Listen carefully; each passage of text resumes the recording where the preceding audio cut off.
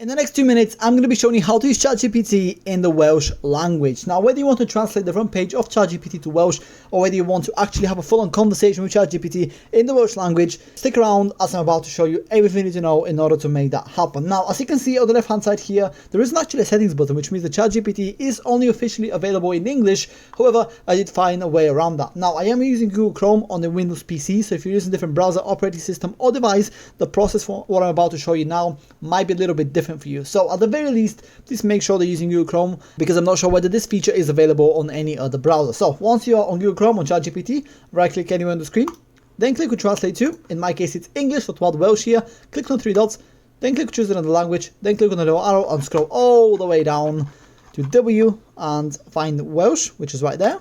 Then click on Translate. And as easily and as quickly as that, the front page of ChatGPT is now translated to the Welsh language. When it comes to actually having the conversation with ChatGPT, you don't need to change anything. All you have to do is simply talk with ChatGPT in the Welsh language, and it will come back to you in that same language. So just to test this out, I'm going ahead and copy a phrase from Google Translate, asking ChatGPT how it's doing, and let's see what it comes back with.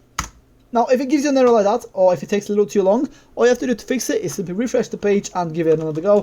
And within just a few seconds, ChatGPT has already come back to me with an answer in the Welsh language. And yeah, that's pretty much it. Thanks for watching, and I'll catch you in the next one.